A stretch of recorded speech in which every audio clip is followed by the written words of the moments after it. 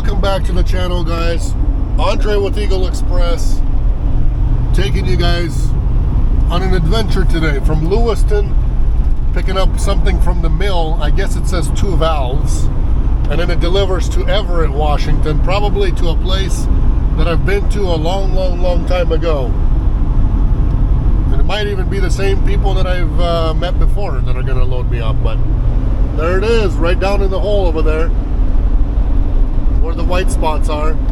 That's where the paper mill is. And I'm like neck to neck. I had like 20 minutes to spare to my pickup, and then the farm equipment eats it up out here sometimes.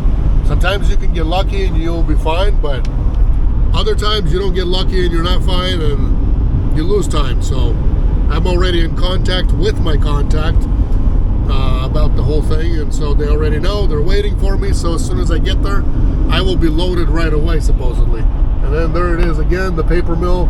They've got some white, no, you can't see it now anymore. They got a pool over there with some white stuff.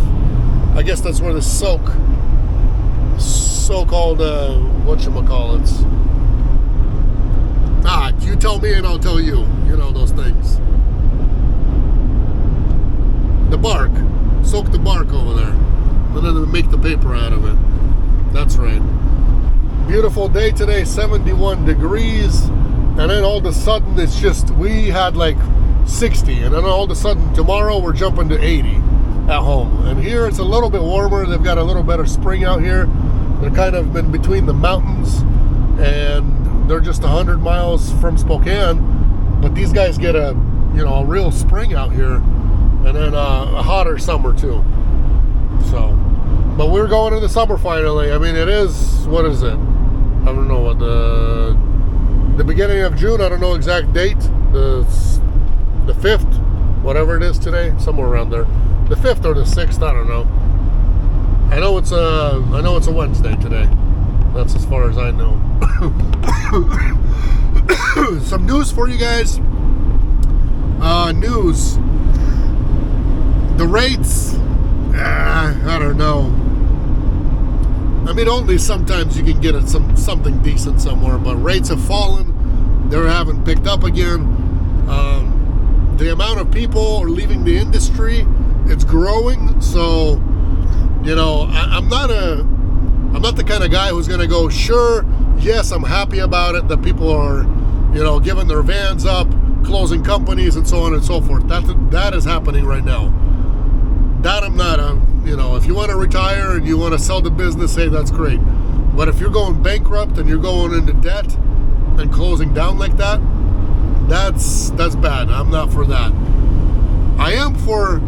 What I am for is truly, I am for making room in the industry because it is way oversaturated. I'm talking about way oversaturated. In one way, I gave birth to a lot of that, I guess, for over these years, all the people that started, all the people that worked with us, all the people that work with us still, and everybody else, the guys that stuck around through the hard times and are sticking it with us together. I appreciate that. You guys have no idea. I really do. And for the new guys, times are tough, but if you can't man up and go through the hard times, then when they come again, you will not be able to survive the hard times again. You're just going to be one of the ones that can't. But the smart people, there's room. There's room to make money in the business. It's harder, yes, but there's still room. Printed my paperwork because these guys are not going to have any paperwork for me, obviously. There's the paper mill right down there, so we can chit chat about rates and everything else and all that throughout transit. The other good news is the shop is finally getting started at home for me. So as of June, footings are being poured tomorrow on the 6th or the 7th is what it is. So the footings are being poured tomorrow. So we'll see how long it takes to get the whole build done, but I've lost a lot of time. I had to get things engineered. The people that created my plan obviously didn't know what they were doing. It just sucks, you're paying money to supposedly professionals, these professionals are supposed to know what you need and what you don't need, and should have said right away, hey, this needs to be engineered, so don't waste your time. But I lost, technically, almost 2 months. Almost 2 months because of this. So it is what it is. I'm mad to a point, but you know, what are you gonna do? It's uncontrollable, you know. But you just expect professionals to actually know what they're doing and know the job. But no, they just collect money, and you know, it is what it is, and things just kind of, you know, what are you gonna do? But when I'm a professional and I do something wrong, or you know, do a mistake, and it costs them either time or, you know, anything else in the business, then we're liable for that. We get charged for that. You know, if a driver all of a sudden, you know, doesn't make the pickup time, you know, we get yelled at and all that. But, and if the driver, you know, oversleeps somewhere and it's just half an hour, 20 minutes, an hour late for his delivery, oh yeah, then we get blamed and we get charged and all that stuff. Everything gets put together against us, so then it's our fault again, 100%. So it's one of those days when I tell you guys maybe a whiny story, you might think. It's not a whiny story. It's just life of how, you know, how unfair it is that, you know, some businesses, they collect your money and, you know, it just kind of they go with the flow. If it doesn't get approved by the inspector, by the city for permits, oh well, then yeah, you'll get an engineer who can suggest one for you. And they don't understand that takes time. Plus you have to reapply for your permits again, and everybody's backed up, and the closer to summer you get, the worse it gets. So yeah, people don't understand any of that, apparently. And they don't even care. And they don't even say, hey, how about a discount? I'm sorry. I'm sorry, man. You know, to be in good status with you, how about, you know, the plan is on us. You know, instead of paying $700 for it, they could have said, hey, I know it's nothing, and I know we cost you time, but hey, you know, the plan is on us. It's a big mistake that we learned from, and it's on us. Or half off, or something, or a discount. Nah, you're not gonna see none of that. But from us, you know, if a driver doesn't make his delivery time, just in our industry, I'm saying, it's a problem. Same thing in construction. If you mess up on something, you know, the client doesn't like your work, doesn't like where something fell somewhere, something chipped somewhere, something, your walls are a little crooked here and there somewhere, then yeah, of course you got to give a discount. How fair is this life? But hey, who promised us a fair life? Nobody promised us one. It just sucks that some people get away with it, and some people, they just pay the price always, every time. Here it is. They met me at the gate, and I'm just following these guys in. Makes life a lot easier than going to look for things. But I've been here many times before. It still gets a little confusing sometimes when somebody explains it to you a little differently. But they've got one, and I don't know what they got. Maybe that's even the one that they're carrying on their truck. Maybe that's the valve, I'm not sure. They said something that's in the back of their truck. But a forklift will load me, so we'll see when we get there. Just in case it's been a while for somebody here, you guys can get a glimpse of the paper mill in Lewiston, Idaho. If you don't work here, obviously you're not going to see these insides.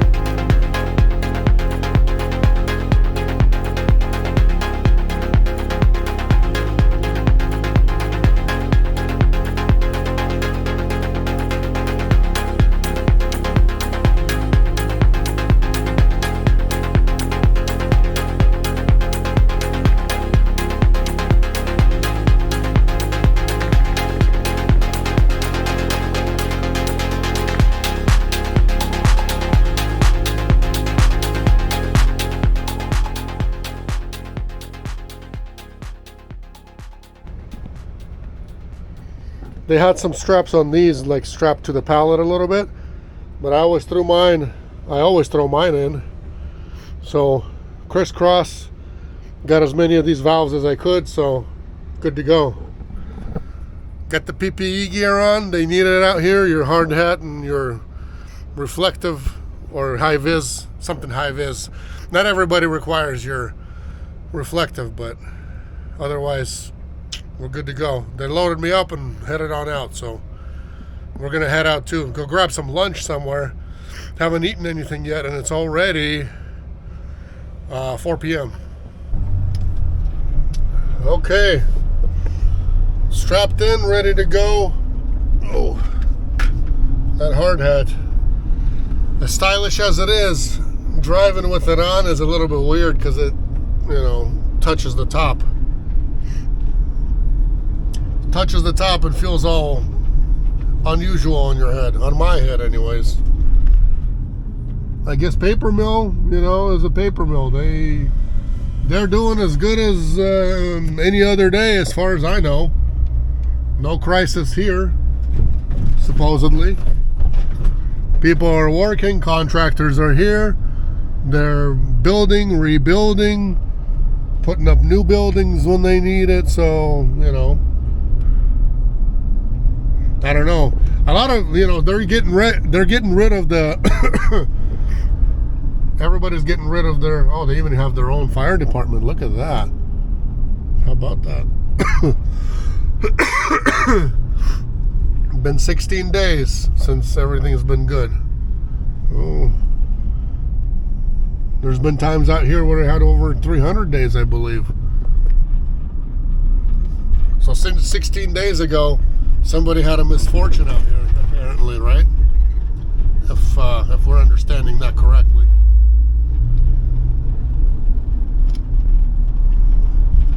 We'll see what we're gonna grab to eat. I don't even know what I want, but something.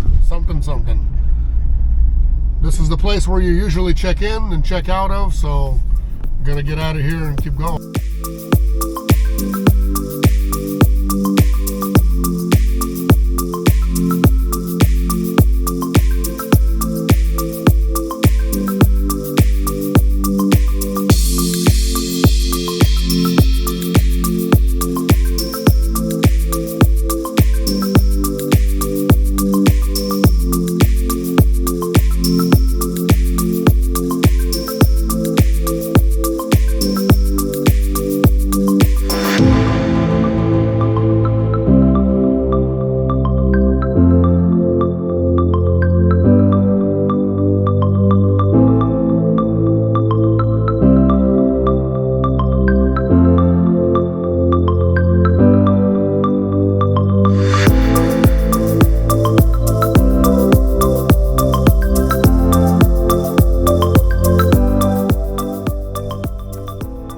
Made it here safe and sound. Gonna be unloading right at this door right here in the morning. I've already been here one time before, and on my thing it says that they open at 6 a.m. so we'll see. We're gonna set an alarm for 6 and see how it goes, and hopefully they will be able to receive it then. Until morning, for you guys it's gonna be one click like that.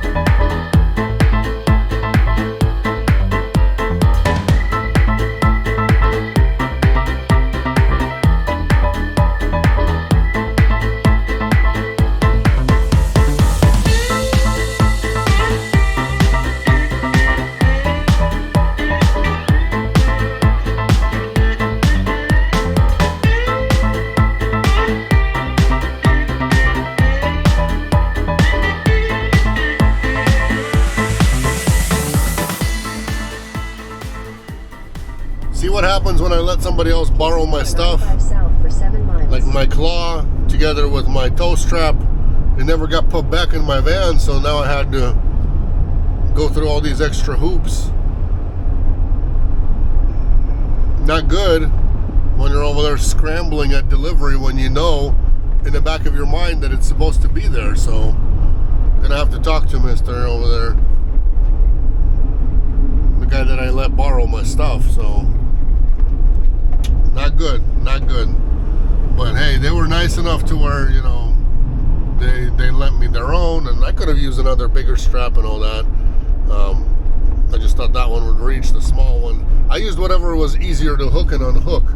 That's what it, you know, the deal is with that.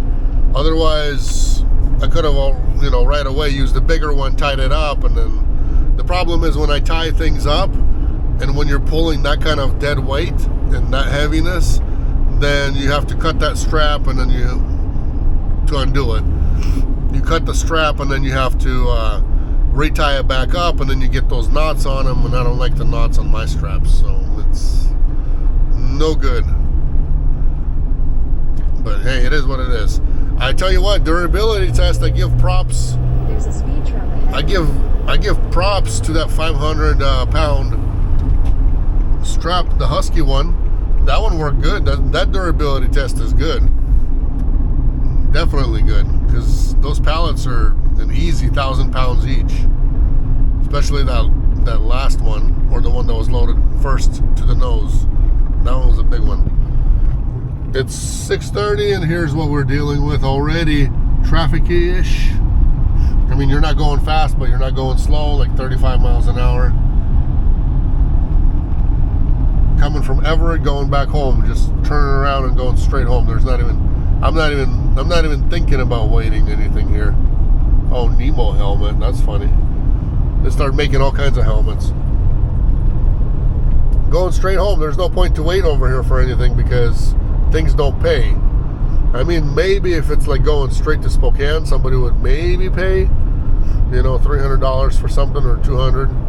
But other than that, I don't know why or how people survive out here doing local stuff. It's just definitely not worth it. Not in my opinion, it's not. 4 hours and some little change minutes, and I'll be home.